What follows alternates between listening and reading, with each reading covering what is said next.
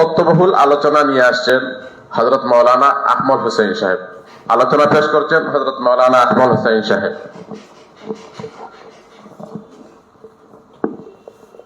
আসসালামু আলাইকুম ওয়া রাহমাতুল্লাহ। আলহামদুলিল্লাহি কাফা ওয়া সালামুন আলা ইবাদিহিল্লাযীনা ইসতাফা, আম্মা বা'দ। ফাআউযু বিল্লাহি মিনাশ শাইতানির রাজীম। বিসমিল্লাহির রাহমানির রাহিম।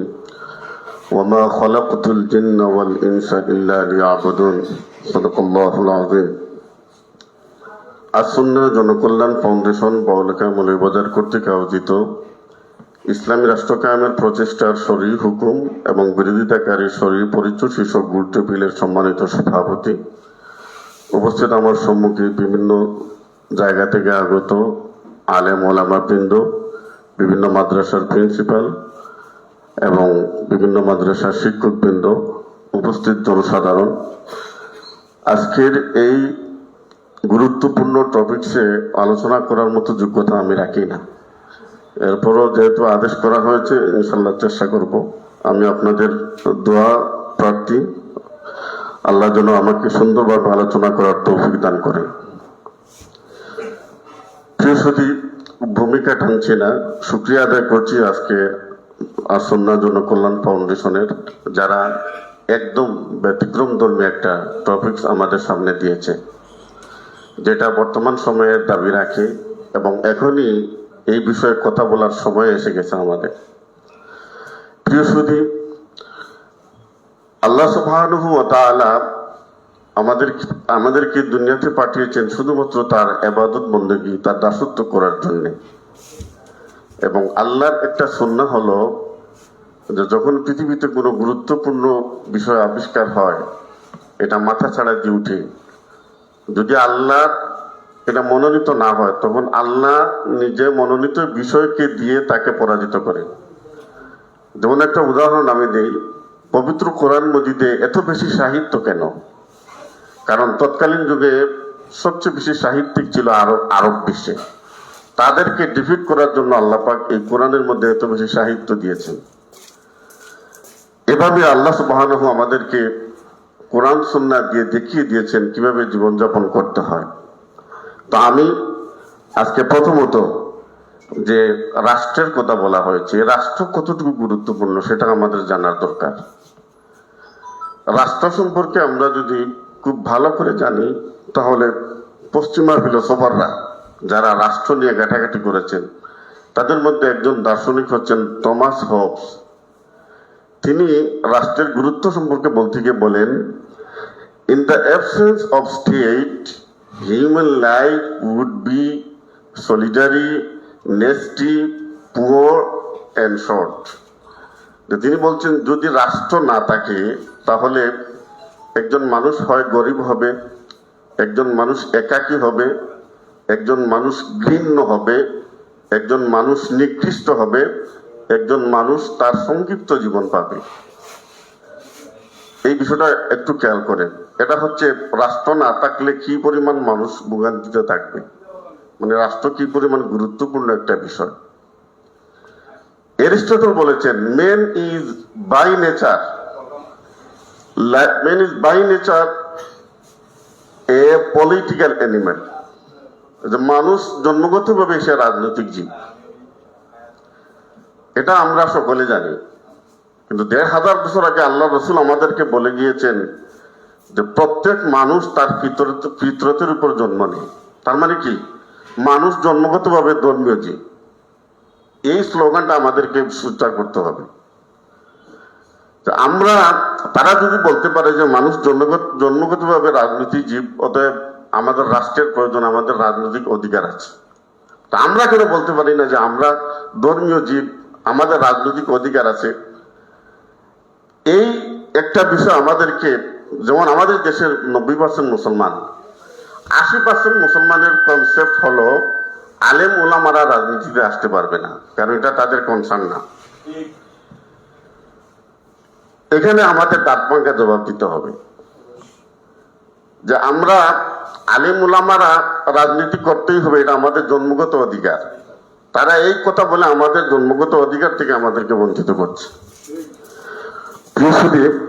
এরপরে আসি, এরিস্টটল আরেকটা কথা বলেছেন, যদি রাষ্ট্র না থাকে তাহলে একজন মানুষ মানবেতর জীবনযাপন করবে।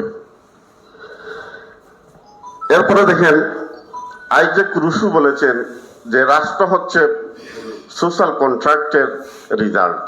এই যে আমরা সামাজিকভাবে বসবাস করি, আমাদের চুক্তি, আমাদের ধ্যান ধারণা এখনো শেয়ার করি, এই শেয়ার করার যে বিজ্ঞানসম্মত পদ্ধতি বা একটা সিস্টেম, এটা হচ্ছে রাষ্ট্র।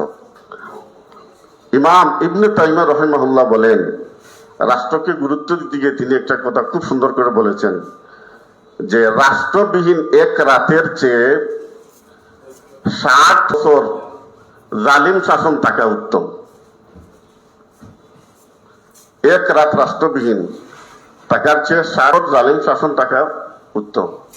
এত বেশি গুরুত্ব দেওয়া হয়েছে এই রাষ্ট্র সম্পর্কে। এখন আপনারা চিন্তা করেন, ইসলাম হচ্ছে সবচাইতে জীবন ঘনিষ্ঠ একটা ধর্ম, এবং ইসলাম হচ্ছে ব্যাপক এবং সার্বজনীন একটি জীবন ব্যবস্থা। এই জীবন ব্যবস্থায় কি এত গুরুত্বপূর্ণ রাষ্ট্রের কি দরকার নয়? এটা তো স্বাভাবিক মানুষ বুঝবে যে রাষ্ট্র এত গুরুত্বপূর্ণ বিষয়, আর সেখানে ইসলাম থাকবে না, সেটা কেমন কথা। অথচ আল্লাহ সুবহানাহু ওয়া তাআলা আমাদেরকে বিভিন্ন আয়াতের মাধ্যমে, কোরআনের আয়াতের মাধ্যমে আমাদেরকে দেখিয়েছেন, সে সম্পর্কে আমি পরে আসছি। এখন আসি ইসলাম প্রতিষ্ঠা রাষ্ট্র প্রয়োজনীয়তা কেন। এ বিষয়ে আমি অন্ততপক্ষে ঘাটাঘাটি করে 8টি বিষয় বের করেছি। এখানে আলিম উলামারা আছেন, অনেক তাত্ত্বিক আছেন, আপনারা আরো বেশি বের করতে পারেন, আমার ন্যূনতম জ্ঞানে এটাই ধরছে যে রাষ্ট্রে ইসলাম প্রতিষ্ঠা রাষ্ট্রের প্রয়োজনীয়তা কেন, এর গুরুত্বই বা কি। এর জন্য প্রথমত হচ্ছে ইসলামী জীবন ব্যবস্থা।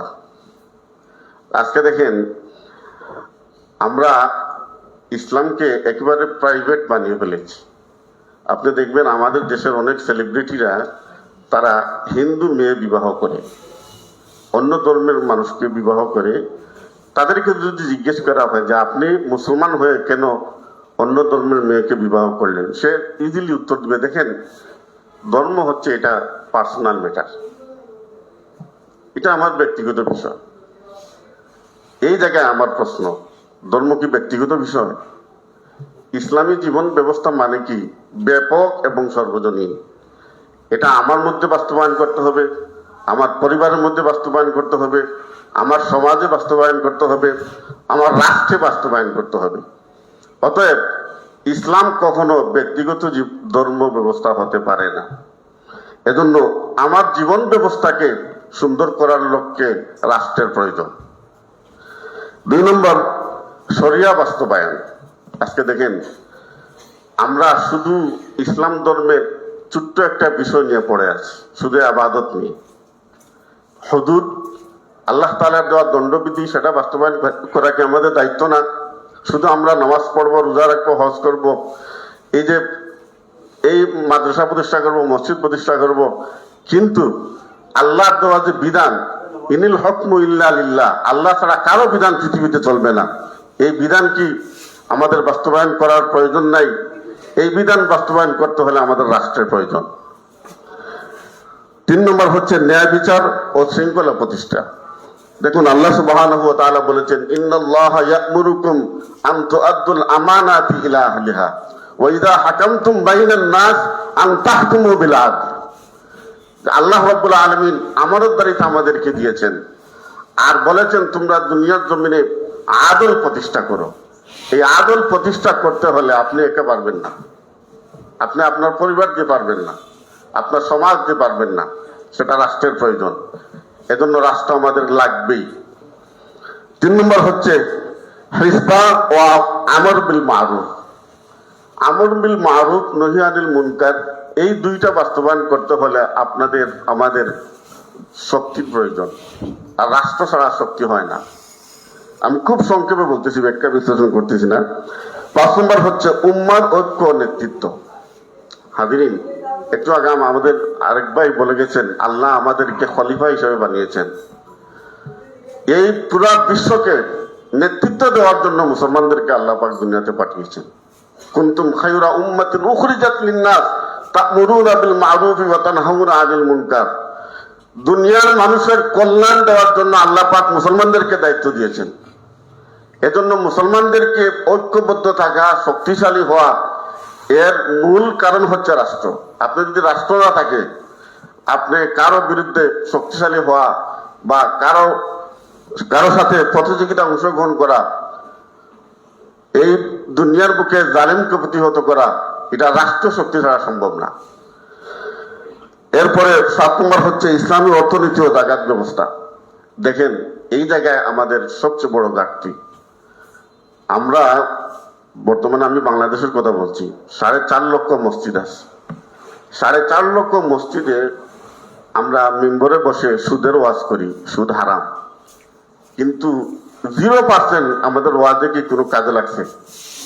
কাজে লাগে নেই। কারণ কি? আমার কথা সমাজ এবং রাষ্ট্র তার বিপরীত।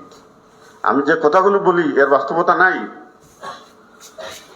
আমি বলি যে কর্জে হাসানা দেন, কিন্তু সমাজে কর্জে হাসানার রেওয়াজ নেই। আমি বলি আপনারা ব্যাংকে টাকা রাখবেন না, সেটা সুদ, কিন্তু সমাজে কোনো ইসলামী ব্যাংকিং নাই। তাহলে আমার ওয়াজ আর সমাজ ব্যবস্থায় এক নয়, তাহলে কিভাবে সেই ওয়াজ কাজে লাগবে? এজন্য রাষ্ট্রের প্রয়োজন। ইসলামী অর্থনীতি এবং জাকাত ভিত্তিক ব্যবস্থা নিশ্চিত করা, সেজন্য রাষ্ট্রের দরকার। 8 নম্বর হচ্ছে দাওয়া ও জিহাদ। হাজিরিন, আপনি রাষ্ট্র করলেন, ঐক্যবদ্ধ হলেন, যুগে যুগে ইসলামের বিরুদ্ধে শক্তিগুলো দাঁড়িয়েছে, মুসলমানরা তাদেরকে প্রতিহত করেছেন। এজন্য দাওয়া এবং জিহাদ, এই বিষয়টা প্রতিষ্ঠা করার জন্য আমাদেরকে রাষ্ট্রের প্রয়োজন। হাজিরিন, এই হচ্ছে রাষ্ট্রের গুরুত্ব, যেটা আমরা বুঝি না, এবং এই বুঝ না থাকার কারণে আমরা ইসলামের রাজনীতি থেকে সরে গেছি। ইসলাম প্রতিষ্ঠার জন্য যে সংগ্রাম করা দরকার, যেটা আল্লাহ পাক আমাদেরকে ফরজ করে দিয়েছেন, সেই ইবাদত থেকে আমরা সরে গেছি। এরপরে দেখেন, কোরআনে আল্লাহ রাব্বুল আলামিন কি বলেছেন। আমি কোরআন থেকে একটা দলিল দিচ্ছি, সূরা ইউসুফের 40 নম্বর আয়াত, ইনিল হুকমু ইল্লা লিল্লাহ আমারা আল্লাহ তা'বুদু ইল্লা ইয়া যালিকা দ্বীনুল কাইয়্যিম ওয়ালাকিন্না আকসারান নাসি লা ইয়ালামুন। আল্লাহ বলেন, এই বিধানটা হচ্ছে সত্য এবং অনেকে জানে না বিধায়, ওয়ালাকিন্না আকসারান নাসি লা ইয়ালামুন, বেশিরভাগ মানুষ এই বিষয়টা জানে না। এরপর আল্লাহ রাব্বুল আলামিন বলেন, যেটা অনেকে এই আয়াতটা তিলাওয়াত করেছেন, হুয়াল্লাযী আরসালা রাসূলাহু বিল হুদা ওয়া দীনিল হক ওয়া মান লাম ইয়াহকুম বিমা আনজালাল্লাহু ফাউলাইকা হুমুল কাফিরুন। সূরা হজের 41 নম্বর আয়াত, আল্লাযীনা ইম্মাক্কান্নাহুম ফিল আরদি আকামুস সালাতা ওয়া আতাউয যাকাতা ওয়া আমারু বিল মা'রুফি ওয়া নাহাউ আনিল মুনকার ওয়ালিল্লাহি আকিবাতুল উমুর।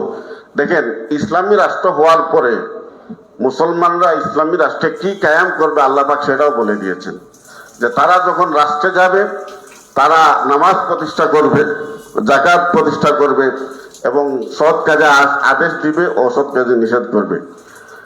এভাবে আল্লাহ রাব্বুল আলামিন সূরা হাদীদের 25 নম্বর আয়াতে আল্লাহ পাক বলেছেন, লাকাদ আরসালনা রুসুলানা বিল বায়িনাতি ওয়া আনজালনা মাআহুমুল কিতাবা ওয়াল মিজানা লিয়াকুমান নাসু বিল কিসত ওয়া আনজালনাল হাদীদা ফীহি বাসুন শাদীদ। আল্লাহ রাব্বুল আলামিন বলেছেন, আমি রাসূল দিয়েছি, আমি বিধান দিয়েছি, এমনকি তোমাদেরকে আমি রাষ্ট্র শক্তিও দিয়েছি। বাসুন শাদীদ দ্বারা তাফসীরকারগণ বলেছেন রাষ্ট্র শক্তি, রণশক্তি। আল্লাহ রাব্বুল আলামিন আর কত স্পষ্ট করলে আমাদের কানে পৌঁছবে? আল্লাহ রাব্বুল আলামিন এত সুস্পষ্ট করে আমাদেরকে বিধানগুলো জানিয়ে দিয়েছেন, এরপরেও আমরা অনেকে বলি না, রাজনীতি থেকে আমাদের গাটাকে দিতে হবে। হাজিরিন, হাদিসে রাসূল করিম সাল্লাল্লাহু আলাইহি সাল্লাম বলেছেন, যে ব্যক্তি কোন রাষ্ট্রের অধীন ছাড়া, বায়াত ছাড়া মৃত্যুবরণ করলো, সে জাহিল হয়ে মৃত্যুবরণ করলো। নাউযুবিল্লাহি মিন যালিক। এরপরে রাসূল সাল্লাল্লাহু আলাইহি সাল্লাম খেলাফতের কি গুরুত্ব দিয়েছেন। আল্লাহ রাসূল বলেছেন, ইযা খারাজা সালাসাতুন, যখন 3 জন ব্যক্তি বের হয়, তারা এই 3 জনের মধ্যে যদি একজন খলিফা নির্বাচিত করে। এখন 3 জনের মধ্যে যদি একজন খলিফা নির্বাচন করার জন্য আল্লাহ রাসূল তাগিদ দেন, আমার বাংলাদেশে প্রায় 1800 কোটির উপরে মানুষ, এখানে কি খলিফার দরকার না? প্রিয় উপস্থিতি, আমাদের এখন কথা বলার সময় এসে গেছে, আর আমরা পিছনে থাকানোর সময় নাই। এই শতাব্দী হচ্ছে ইসলাম বিজয়ের শতাব্দী। আপনারা একটু গবেষণা করে দেখেন, আল্লাহ পাক তালেবানদেরকে সরিয়ে দিয়েছেন, আল্লাহ পাক বর্তমানে সিরিয়ার আলেমদের কাছে ক্ষমতা দিয়েছেন, এবং বাংলাদেশে এই জুলাই অভ্যুত্থানের ফলে এই আলেমরা বুক ফুলিয়ে তাদের হক কথাগুলো বলার অধিকার আল্লাহ পাক দিয়েছেন। অতএব আমি মনে করি এই শতাব্দী হচ্ছে ইসলাম বিজয়ের শতাব্দী। সুতরাং আমাদের চুপ থাকা, আমাদের গা টাকা নিয়ে ঘুরে থাকা, এটা মোটেও সমীচীন নয়। পরিশেষে অনেক কিছু বলার ছিল, আমাকে 10 মিনিট বলা হয়েছে, কিন্তু দেখে গেছি 15 মিনিট হয়ে গেছে। আমি আর কোনো কিছু না বলে আকীদার একটি কথা বলে থাকি। আমাদের হানাফি মাযহাবের একটা বড় আকীদার কিতাব, সেটা হচ্ছে আকীদাতুত তাহাউই। সেই কিতাবের মধ্যে তিনি বলেছেন যে যারা আল্লাহর বিধান ছাড়া মানব রচিত বিধানে বিচার ফয়সালা করে, এদের মধ্যে কুফরির লক্ষণ, মানে এরা কাফির। অতএব আকীদার দিক দিয়ে অনেক কিছু বলার ছিল, সময় সংক্ষিপ্ত। আমি পরিশেষে একটি কথা বলতে চাই, যেটা আল্লাহ সুবহানাহু ওয়া তাআলা আমাদেরকে কবরে যাওয়ার পরে আমাদের অবস্থা কি হবে সেটাও বলে দিয়েছেন। ইন্নাল্লাযীনা তাওয়াফফাহুমুল মালায়েকাতু যালিমি আনফুসিহিম ক্বালু ফীমা কুনতুম ক্বালু কুন্না মুস্তাদআফিনা ফিল আরদ ক্বালু আলাম নাকুম আরদুল্লাহি ওয়াসিআতান ফাতুহাজিরু ফিহা ফাউলাইকা মাওয়াহুম জাহান্নাম ওয়া সাআত মাসীরা। আমাদের মৃত্যুর পরে আমরা যদি চুপ থাকি, ফেরেশতারা আমাদেরকে বলবেন যে দুনিয়ার জমিনে কেন তুমি তোমার উপর জুলুম করেছো, কেন তুমি আল্লাহর বিধানকে বাস্তবায়ন করার জন্য প্রচেষ্টা করনি। তখন আমরা বলবো যে আমরা তো জমিনের মধ্যে অসহায় ছিলাম, দুর্বল ছিলাম। ফেরেশতারা তখন বলবে, আল্লাহর জমিন কি সংক্ষিপ্ত ছিল? তোমরা কি হিজরত করতে পারো নাই? অন্তত দিন প্রতিষ্ঠার জন্য এই জায়গায় যদি দিন প্রতিষ্ঠা করা যায় না, অন্য জায়গায় গিয়ে দিন প্রতিষ্ঠা করলে না কেন? তখন আল্লাহ রাব্বুল আলামিন আমাদেরকে জাহান্নামে দিয়ে দিবেন, আর সেই জাহান্নাম হচ্ছে ওয়াসাআত মাসীরা, একেবারে নিকৃষ্টতম জাহান্নাম। আল্লাহ সুবহানাহু ওয়া তাআলা যেন আমাদের এরকম খারাপ অবস্থা থেকে আল্লাহ পাক যেন আমাদেরকে হেফাজত করেন, এবং ইসলাম প্রতিষ্ঠায়, রাষ্ট্র প্রতিষ্ঠায় আল্লাহ পাক যেন আমাদের শক্তি দেন, এই কামনা রেখে, সকলের সুস্বাস্থ্য কামনা রেখে আমি আমার বক্তব্য এখানে শেষ করছি। আসসালামু আলাইকুম ওয়া রাহমাতুল্লাহ।